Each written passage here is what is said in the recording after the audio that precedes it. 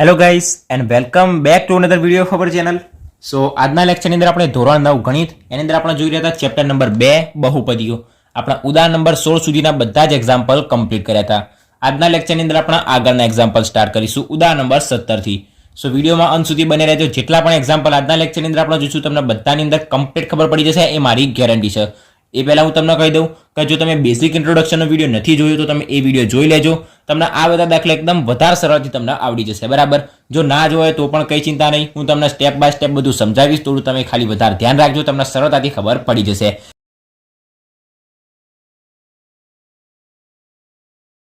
સો આજના લેક્ચરની અંદર આપણે પહેલા નંબરની અંદર સ્ટાર્ટ કરીએ ઉદાહરણ નંબર 17. ઉદાહરણ નંબર 17 ની અંદર આપણને શું આપેલું છે કે નીચે આપેલા ઘનને વિસ્તૃત સ્વરૂપમાં લખો. આપણને એની અંદર બે દાખલા આપેલા છે. પહેલા નંબરની અંદર આપણને શું કીધું છે કે 3a પ્લસ 4b એનું આપણે શું કરવાનું છે ઘન.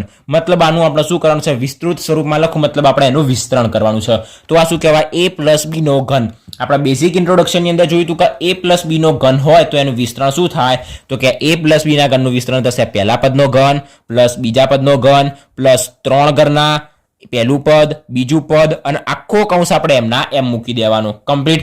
a પ્લસ b નો સ્ક્વેર હોય તો એનું વિસ્તરણ શું થતું હતું પહેલા પદનો સ્ક્વેર બીજા પદનો સ્ક્વેર બે ઘરના પહેલું બીજું પદ. અહીંયા શું થશે પહેલા પદનો ઘન બીજા પદનો ઘન પછી ઘન છે તો ત્રણ ઘરના મૂકવાના. તો 3 ઘરના પહેલું પદ બીજું પદ અને વધારાનું શું આવશે આખો કૌંસ આપણે એમના એમ મૂકી દેવાનો. હવે જો a માઇનસ b આપણને પૂછેલું હોય તો પહેલા પદનો ઘન માઇનસ બીજા પદનો ઘન માઇનસ 3 ઘરના પહેલું પદ બીજું પદ અને આખો કૌંસ એમના એમ મૂકી દઈશું. તો એનો એ નિયમ આપણે અહીંયા લાગુ પાડવાનો છે. તો શું કરીએ બરાબર પહેલા પદનો ઘન મતલબ 3a નો ઘન પ્લસ બીજા પદનો ઘન મતલબ 4b નો ઘન પ્લસ 3 ઘરના પહેલું પદ એટલે 3a બીજું પદ એટલે 4b અને આખો જે કૌંસ રહ્યો એમના એમ મૂકી દઈશું 3a પ્લસ 4b.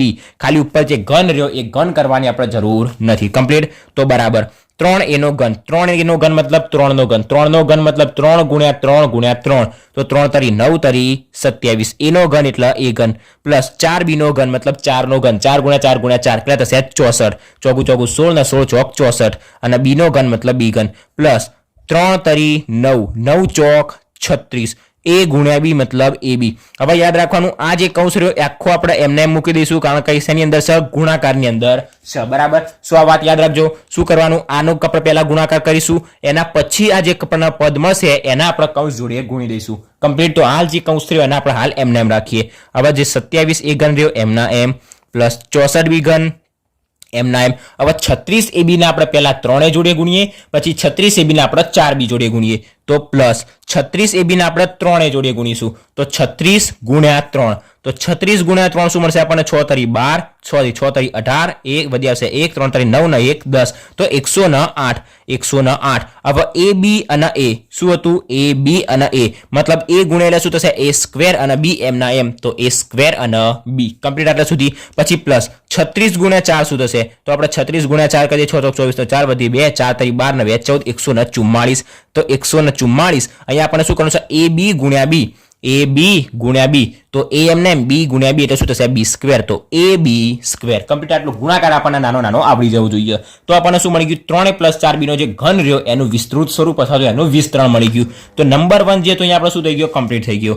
નેક્સ્ટ આપણે જોઈએ નંબર 2 કે જેની અંદર આપણને શું આપેલું છે તો કે 5p માઇનસ 3q અને એનો આપણને આપેલો છે ઘન કમ્પ્લીટ. તો બરાબર નિયમ શું છે પહેલા પદનો ઘન વચ્ચે માઇનસ તો માઇનસ બીજા પદનો ઘન તો પહેલું પદ એટલે 5q 5p નો ઘન માઇનસ તો માઇનસ બીજું પદ એટલે 3q તો 3q નો ઘન માઇનસ 3 ઘરના પહેલું પદ એટલે 5p બીજું પદ એટલે 3q નહીં માઇનસ 3q. તમને પહેલા કીધું હતું કે ચિહ્ન સાથે લેવાનું, બરાબર ચિહ્ન સાથે લેવાનું. તો 3 ઘરના પહેલું પદ બીજું પદ એટલે માઇનસ 3q અને આખો જે કૌંસ આપણા પાસે 5p માઇનસ 3q એને આપણે એમના એમ મૂકી દઈશું તો કમ્પ્લીટ આટલા સુધી. સો બરાબર હવે આપણે નેક્સ્ટ શું કરીશું 5p નો ઘન 5p નો ઘન મતલબ 5 નો ઘન 5 5 25 5 125 125p નો ઘન માઇનસ એમના એમ 3q નો ઘન 3 નો ઘન 9 અને q નો ઘન એટલે q ઘન. હવે હા અહીંયા એક વાત યાદ રાખજો સોરી અહીંયા માઇનસ નહીં આવે અહીંયા માઇનસ નહીં આવે અહીંયા માઇનસ નહીં આવે. અહીંયા શું કરવાનું માઇનસ ત્રણ ઘરના પહેલું પદ બીજું પદ, પહેલું પદ એટલે 5p, બીજું પદ એટલે 3q. સોરી, અહીંયા માઇનસ નહીં આવે, ચિહ્ન સાથે લેવાનું નહીં, કારણ કે 12 માઇનસ છે તો અહીંયા આપણે ઓલરેડી 12 માઇનસ મૂકી દીધેલું છે. જો 12 આપણે પ્લસ મૂકીએ તો અહીંયા આગળ આપણે શું મૂકવાનું આવે? -3q ચિહ્ન સાથે લેવાનું આવે. પણ 12 આપણે ડાયરેક્ટ જ માઇનસ મૂકી દઈએ એટલે પહેલું પદ ગુણ્યા બીજું પદ, બરાબર. તો 3 પંચા 15 તરી 45, તો માઇનસ એમના એમ 15 તરીના 45, p ગુણ્યા q એટલે pq, અને આ જે કૌંસ રહ્યો 5p માઇનસ 3q એમના એમ, બરાબર. તો બરાબર 125 p ઘન માઇનસ 9q નો ઘન. હવે જે માઇનસ 45 pq હતા એને 5p જોડે ગુણીશું અને માઇનસ 45 pq ને આપણે 3q જોડે ગુણીશું. તો પહેલા તો માઇનસ પ્લસ થઈ જશે માઇનસ, અને 45 ગુણ્યા 5 આપણે કરીશું. તો 45 ગુણ્યા 5 એટલે 5 5 પછીનો પાંચડો 2 5 24 ને 2 22, તો 225 pq ગુણ્યા p, pq ગુણ્યા p, તો p એટલે p નો સ્ક્વેર અને ગુણ્યા q. પછી માઇનસ માઇનસ થશે પ્લસ, 45 ગુણ્યા આપણે કરીશું 3, 45 ગુણ્યા 3 5 15 5 વધી આવશે 1 7 12 ને 1 13, તો 135, અને pq ગુણ્યા q, તો qq એટલે q નો સ્ક્વેર અને p તો pq નો સ્ક્વેર. આપણું શું થઈ ગયું? નંબર 2 દાખલો. બીજા નંબરનો દાખલો પણ શું થઈ ગયો? અહીંયા કમ્પ્લીટ થઈ ગયો. ખાલી નિયમ આપણને યાદ રહેવો જોઈએ. પહેલા પદનો ઘન માઇનસ બીજા પદનો ઘન માઇનસ પહેલું પદ બીજું પદ 3 ઘરના આવશે અને આખો કૌંસ એમના એમ, અને આ જે ગુણાકાર્ય આપણને સરળતાથી આવડી જાય. સો આપણો જે બીજો દાખલો હતો પણ અહીંયા શું થઈ ગયો? કમ્પ્લીટ થઈ ગયો. તો આપણો જે ઉદાહરણ નંબર 17 હતો શું થઈ ગયો? કમ્પ્લીટ થઈ ગયો. એકદમ સિમ્પલ દાખલો હતો. હવે નેક્સ્ટ આપણે જોઈએ ઉદાહરણ નંબર 18. ઉદાહરણ નંબર 18 ની અંદર આપણને આવું જ કરવાનું છે, પણ આપણને કોઈ એક સંખ્યા આપેલી છે. સો પહેલા નંબરની અંદર હેડિંગ મારી દઈએ એક્ઝામ્પલ નંબર 18, ઉદાહરણ નંબર 18. નંબર જોઈએ પહેલો, યોગ્ય નિત્યસમનો ઉપયોગ કરીને કિંમત શોધો. તો 104 નો ઘન. હવે 104 નો ઘન મતલબ 104 ગુણ્યા 104 ગુણ્યા 104, આવું આપણને કહી શકાય. આગળ આપણે કર્યું હતું ખબર છે 105 ગુણ્યા 106, કે જેની અંદર 105 ના આપણે શું લખતા હતા? તો કે 100 પ્લસ 5. પછી 106 ના આપણે શું લખતા હતા? 100 પ્લસ 6. તો 104 ના આપણે શું લખી શકાય? તો કે 100 પ્લસ 4, 100 પ્લસ 4 અને એનો ઘન એમના એમ, કારણ કે 100 પ્લસ 4 એટલે શું થઈ ગયા? 104 અને એનો ઘન. આપણે ડાયરેક્ટ ગુણાકાર નહીં કરવાનો, 104 ગુણ્યા 104 ગુણ્યા 104 નહીં કરવાનું, અલગ રીતથી વિસ્તરણનો ઉપયોગ કરીને કરવાનું છે. તો બરાબર. હવે આ શું થઈ ગયું? a પ્લસ b નો ઘન, એવું આપણને સ્વરૂપ મળી ગયું. તો ડાયરેક્ટ શું થશે? પહેલા પદનો ઘન, પહેલું પદ મતલબ 100 નો ઘન, પ્લસ તો પ્લસ બીજા પદનો ઘન મતલબ 4 નો ઘન, પ્લસ 3 ઘરના પહેલું પદ બીજું પદ અને આખો કૌંસ 100 પ્લસ 4 એમના એમ. કમ્પ્લીટ આટલા સુધી. તો બરાબર 100 નો ઘન મતલબ 3 વખત 100 ગુણ્યા 100 ગુણ્યા 100, 100 ગુણ્યા 100 ગુણ્યા 100. તો એક એમને એમ રહેશે, 1 2 3 4 5 અને 6 મીંડા એની પાછળ આવી જશે. 2 4 અને 6 એની પાછળ કેટલા મીંડા આવી જશે? 6 મીંડા આવી જશે. પછી પ્લસ 4 નો ઘન મતલબ ચોગું ચોગું 16 ચોક 64. પછી પ્લસ 3 ગુણ્યા 100, અથવા તો કરીએ તો 4 તરી 12 અને 12 ગુણ્યા 100 એટલે 1200, અને કૌંસની અંદર શું થશે? 100 પ્લસ 4. હવે 100 પ્લસ 4 એટલે આપણે ડાયરેક્ટ જ કરી શકાય 104. કમ્પ્લીટ. તો કે બરાબર અહીંયા એકની પાછળ 6 મીંડા, પછી પ્લસ 64 અને પ્લસ 100, આ જે 1200 રહ્યા એ 1200 ગુણ્યા આપણે કરીશું 104. 1200 ગુણ્યા આપણે કરવા પડશે 104. તો 2 0 એમના એમ, એકને આપણે 1200 જોડે ગુણીશું એટલે 1200, 0 ના કોઈ બી સંખ્યા જોડે ગુણો એટલે 0 જવાનું.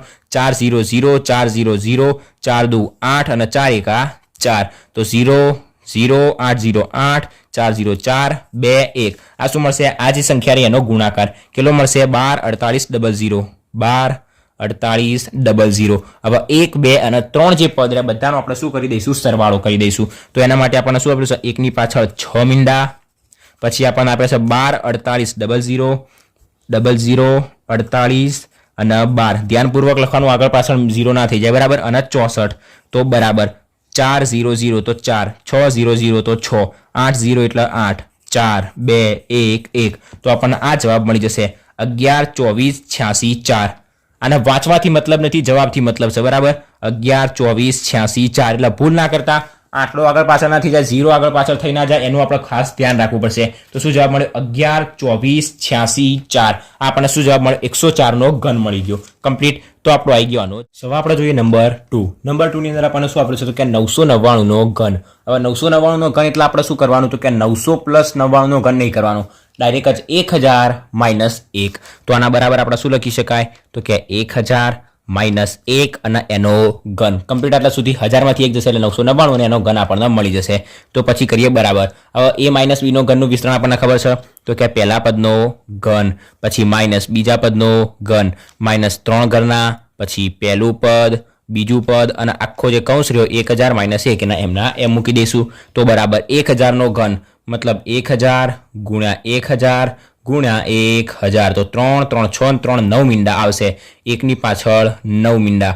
મીંડા લખવાની અંદર ભૂલ કરતા નહીં. પછી -1નો ઘન એટલે 1, પછી માઇનસ એમના એમ 3 એકા 3 ગુણ્યા 1000 મતલબ 3000 અને કૌંસની અંદર શું આવશે 1000 - 1 એટલે 999. હવે શું કરીશું 3000 ગુણ્યા 999 કરીશું તો બરાબર એકની પાછળ 9 મીંડા એમના એમ, પછી -1 એમના એમ -3000 ગુણ્યા કરીશું 999 તો 3 આપણે 999 ગુણ્યા 3 કરી દઈએ એની પાછળ 1 2 અને 3 મીંડા લગાવી દઈએ તો 999 ગુણ્યા 3 9 તરી 27 7 વધી 2 9 તરી 27 2 29 નો 9 વધી આવશે 2 9 તરી 27 ને 2 29 તો આપણને શું મળશે 2997 અને 3 મીંડા એમના એમ લગાવી દઈશું 2997. કોનો ગુણાકાર મળ્યો આપણને 999 ગુણ્યા 3 અને જે 3 મીંડા રહ્યા એના આપણે એમના એમ અહીંયા મૂકી દઈએ. કમ્પ્લીટ આટલા સુધી તો બરાબર. હવે આપણી પાસે શું આના કહીએ તો એકની પાછળ 9 મીંડા છે એની અંદરથી આપણે 1 બાદ કરી દઈએ તો આ સંખ્યા કેટલી છે ટોટલ એકની પાછળ 9 મીંડા અને 1 મતલબ ટોટલ 10 નંબર છે. 10ની અંદરથી આપણે જે આ 1 બાદ કરી દઈશું તો આપણી પાસે 9 નવડા વધશે. આપણી પાસે 1000 હોય એની અંદરથી આપણે 1 બાદ કરી દઈએ તો 1000 મતલબ ટોટલ 1 2 3 અને 4 સંખ્યા હતી તો 3 નવડા વધશે. 100 ની અંદરથી આપણે 1 બાદ કરીએ તો 100 એટલે 1 2 અને 3 સંખ્યા હતી તો એની અંદરથી આપણે કેટલી સંખ્યા મળશે 2 સંખ્યા મળશે મતલબ 2 નવડા મળશે આપણને ખબર છે.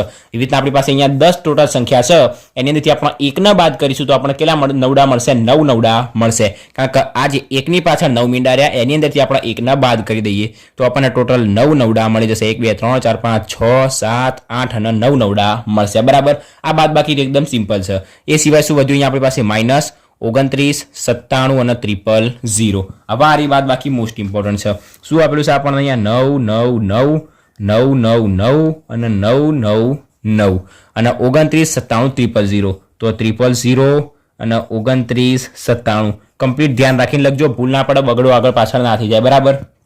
તો શું કરીશું બાદ બાકી કરીશું 9 માંથી 0 જાય તો 9 9 માંથી 0 જાય તો 9 9 માંથી 0 જાય તો 9 9 માંથી 7 જાય તો 2 9 માંથી 9 જાય તો 0 9 માંથી 9 જાય તો 0 9 માંથી 2 જાય તો 7. હવે બંને નીચે કશું નહીં મતલબ 0 0 તો 9 માંથી 0 જાય તો 9 9 માંથી 0 જાય એટલે 9 તો 99 729 99 તો આપણને જે સંખ્યા મળી લખી દઈએ 99 729 99. શું મળી ગયો આપણને આનો જવાબ મળી ગયો. કમ્પ્લીટ આટલા સુધી 999 જ્યારે આપણે ઘન કર્યો તો શું મળી ગયું 99 702 999. તો આપણો જે નંબર 2 બીજો દાખલો તો શું થઈ ગયો અહીંયા કમ્પ્લીટ થઈ ગયો.